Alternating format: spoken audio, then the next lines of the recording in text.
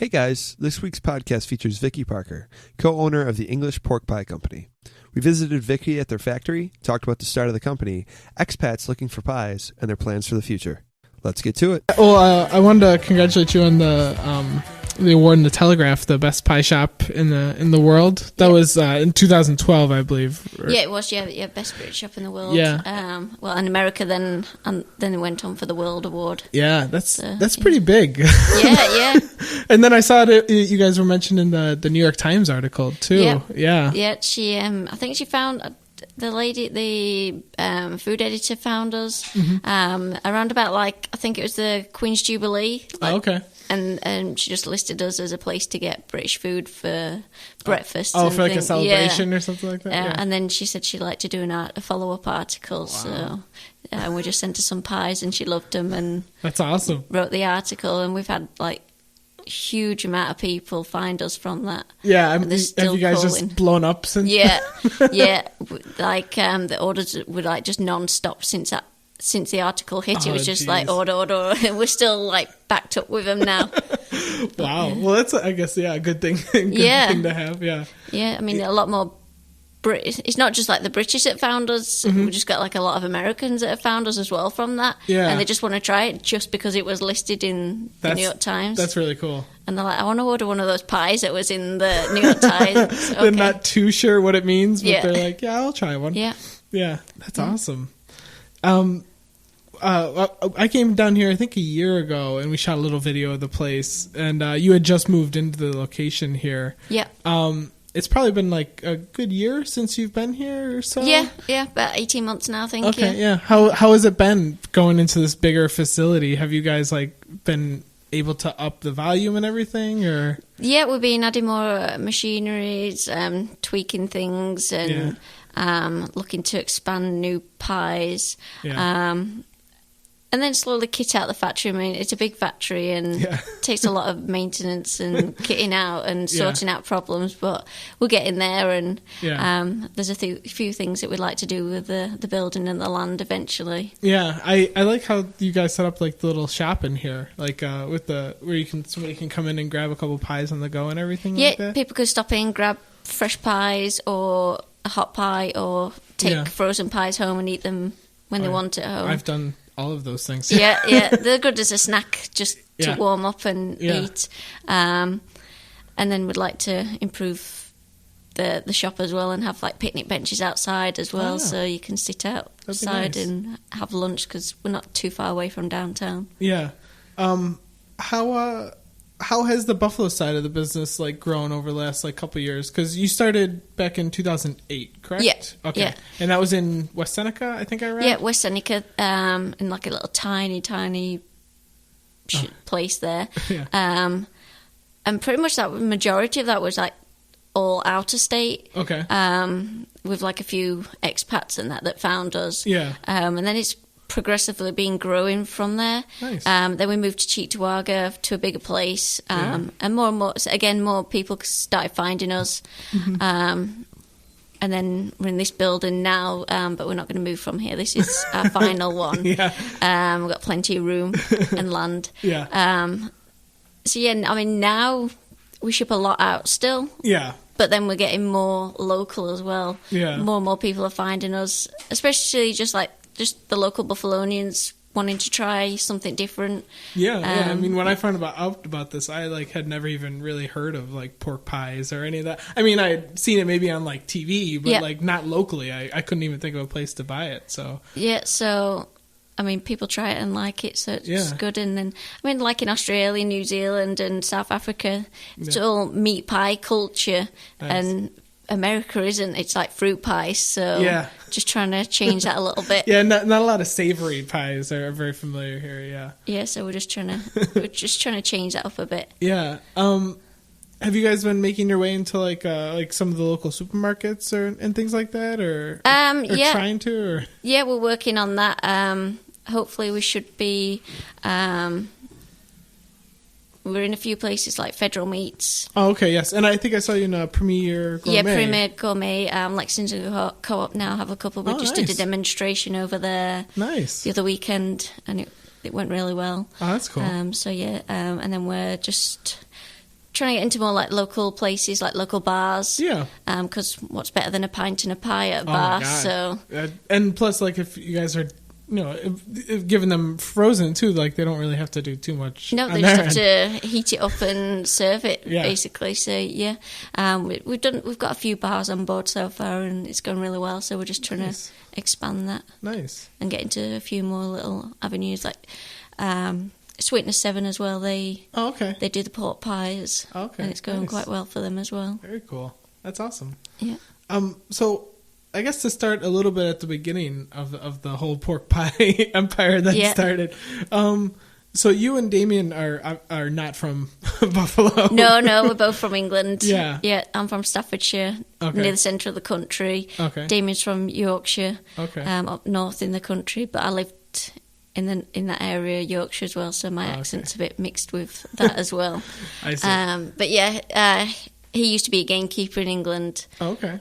So he knew butchers, and he was also an accountant as well, and he didn't like he didn't like his job, so I'm an accountant as well as my full-time. Oh really? Yes. So I can sympathize with him a little bit. He looked at his boss and he was like, he's been sat in the same position for like the last 20 years. I don't want to be the same. So he's like, let's do something. So, and he's always wanted to do his own business. So he went and trained with some of his butcher friends, and they taught him all their secret recipes, which is like lock and key normally, because like each village has a pork pie maker, and it's like competition, which is the best one. Oh really? Is each village have a little distinct difference between them all too? Yeah, they all have their own little tweaks, and they all say theirs is better, but so they have like competitions as well, and so Damien managed to get one of his friends to teach him and give him all his recipes, and then we just came over and started. Wow. How long was like the R&D process, like the research and development for the for your recipes? Like how long did it take you guys to really nail them down? I think like the training and that in England was probably like 6 months, and then we just came over and just did it. And I mean, they turned out pretty well to start with, and then we've just been slowly improving and nailing down what works for us, tweaking things to what works for us, and adding more and more products. I mean, we just started just doing the traditional pork pie to start with. A few different varieties of that, and then we've gone on to do all sorts of other products as well. Things, the bacon, sausages, and all sorts of meat pie. Really steak and ale, steak and kidney. Just keep on adding on. That's awesome. Yeah. Why did you guys come to Buffalo specifically to start the business? Like, when I first came to America, I came to Ohio with my parents, but then they moved around. They moved down to California, and they didn't like it down there. So when me and my husband decided to come over here full time, we came to Buffalo, and we then can pause it. Okay. That's what we got him here for. He can make it all sound right. Yeah. Yeah. So I think we were talking about coming to Buffalo. Your parents were in California. Yep. So they didn't like it in California. So they wanted to move back up this area. So they came to Buffalo. And then we just moved to Buffalo just to be close to my parents. Oh, nice. But it's worked out quite well because, I mean, Canada's just there, which is heavily British influenced, and they like meat pies. Even like the French Canadians have their own version of a meat pie as well. Oh, really? So they like this kind of food as well. So they'll drive over and pick things up. I never even thought about it, having like a strong Canadian. So they'll drive over, they'll go to Wagmans, do some shopping, and come here and pick up the pies and sausages and bacon. Is it like basically they just bring in like a cooler and stock up for like a couple months, basically? Well, I mean, some of them come over like every week or every couple of weeks just to come and get some pies. That's awesome. Yeah, that's really cool. Because there's a few there is a few places over there that you can get pies from, but people have said that they're not that great, and they cut out like some ingredients. Like a pork pie traditionally has gelatin in between the meat and the pastry. A lot of them in Canada don't put the gelatin in, so that's not a pork pie really. So it's not an authentic. No. Nice. How did you guys like start to build a buzz, like from just ground like zero? Like how, like as you guys got going, like how did you build? Basically, it's been word of mouth. It's been the biggest thing. Yeah. People have tried the product and just referred us on to the friends, the family, anybody that they know that's British or British heritage or that's been over to England, and they try the product. And because we use we try and use we just stick to the original ingredients of traditional ingredients, all natural ingredients. We don't like to put stuff in there that shouldn't be in there, and we like to give people a full pie with proper meat in there and flavourful as well. So people try it, like it, and tell all the friends, and it's just gone from there, really. That's really impressive. Yeah, and we haven't really done too much advertising. Yeah. We did a little bit, but not by no means a lot. Compared to a lot of other companies. Yeah. You're not buying billboards in London or anything like that. No. I mean, the awards, I mean, must have helped too. Yeah. I mean, we won the best British shop in the world back in 2010 when it first started by the Telegraph newspaper and British Airways. Yeah. And then... That had to be just a big... a lot of people found us from that. And then the following year, we just got the best British shop in America. Yeah. Even though we got more votes than that, they gave it to a place in Canada because it goes on voting and reviews and that. I don't think they wanted to give it us a second year. But then on the third year, this year, we won it again because again we got more rates and reviews and votes. That's awesome. Yeah, because we're really lucky that we've got really loyal customers that they like to support you. Yeah. And they say really nice things about us, which is really good. Well, they should. I mean, the food's fantastic. I'm a huge fan as well, so I try to tell everyone I can that they need to come down here. Thank you. I have where is your probably your demographic in the States at least? Is there one particular area that seems to have a lot of expats, or are you guys pretty much sending it all over the place? I mean, pretty much we send it to every single state, even Hawaii and Alaska. Really? Yeah. But I think California and Florida, they're the biggest populations of expats in the US, and then New York City is quite big as well. Okay.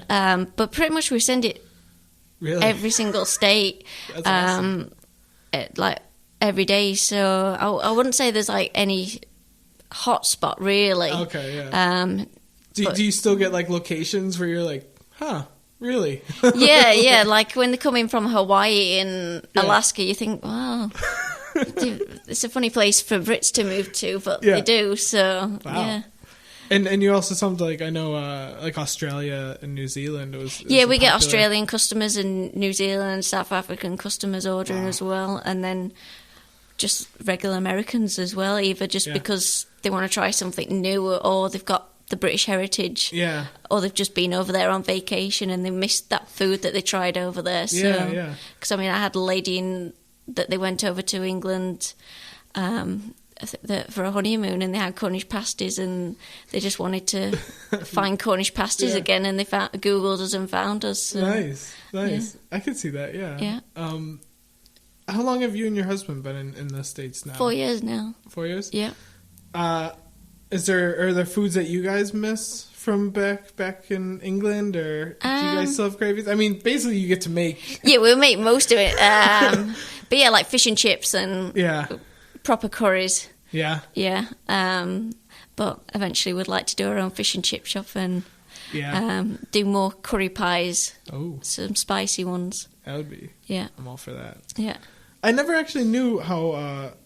big curry and Indian cuisine was in England until actually just recently. I was really I had no idea and then I saw you guys have the chicken chicken tikka. That's a mild one. That's just to give people a taste of it because some people don't like spicy food, so that one's just it gives you the flavors, it gives you a slight spice, but it's not very spicy, so it's a nice one just to get into curry and Indian foods. But we have got a spicy one that we're going to be doing for people that like really spicy food. Nice. So we've just developed that one now, so that one will be coming out shortly. How often are you guys like messing around with different flavors or ideas or things Damien like that? plays around with stuff all the time, so he's always coming out with new flavors and pies. It just might take him a while to get them producing to sell, but he's always playing around with different pies. Do you guys just mess around at your house, like just like a little test thing? Or he does. He plays around at the house or here. He just goes off to one corner and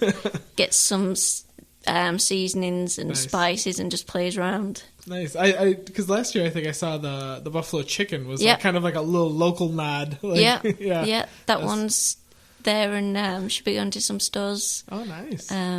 Shortly. Nice. Very cool. Yeah.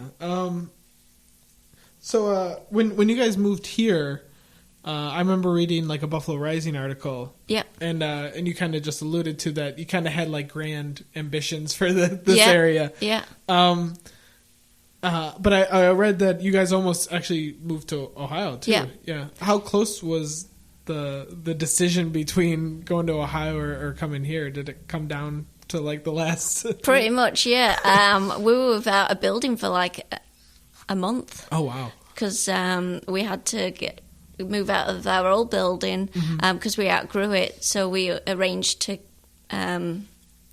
give up that one and get a new one, and we were ready to go because we needed a new building, and we couldn't find one in the area that was suitable because we have to have certain requirements. Being a food facility and USDA. Food, it's got to be picky. So there's not that many in Buffalo that are suitable sizes. They're either like way too big or really too small or falling to bits. So and we've been looking for like over a year for a suitable building. We just couldn't find one, but we found one in Ohio that we were going to go to, and then I was also pregnant at the same time as well, so I didn't really want to move because I'd got everything all set up to have Ethan here. And then Damien managed to find this building, so we managed to get it, but we had to be closed for like a month while we were working things out. And that must have been a little hectic. Yeah. Especially when you got people sending you emails. When can we order again? So you basically have like you got these people like hooked, like these addicts on your pies. They try the sausage rolls. Damien calls them Pringles for adults. I love those sausage rolls. That's like I think that's one of the best like. That my dream scenario would be to have like a person downtown who just had a cart and just handed out sausage rolls to people. See, in England, a sausage roll is like a snack food. Yeah. You'd have it like in the morning for like a breakfast snack or just like at lunch. So you go shopping, walking around the shops, and you just pick one and eat it while you're walking around shopping, just as a quick pick me up. See, that would be a dream. Yeah. That's so bad. So, but in the article it talks about that you guys wanted to do some other things with the space. Yeah, I know, like you said the fish and chips, like. Yeah, eventually we'd like to do a fish and chip shop here in a British pub. We own the land around the building, so we want to develop that. It's a shame for it to just be sat there doing nothing. So eventually we'd like to reinvest and build a fish and chip shop and a British pub. I think it'd go down really well. The fish and chip shop, I think, would go down really well doing a proper style. British chips and with a proper fish as well. So what do you think about the local fish fry? Like the local Friday fish fry, is it not the same thing? Not really. I mean, if you go out, you can find places that get the fish pretty close. Yeah. But they just don't do the chips properly. So, British people don't like French fries that much. They like the proper chips. The proper chips, which is basically like a thicker. Yeah. They don't want a little shoestring. They want the more steak fry cut. Yeah, more like that. Yeah.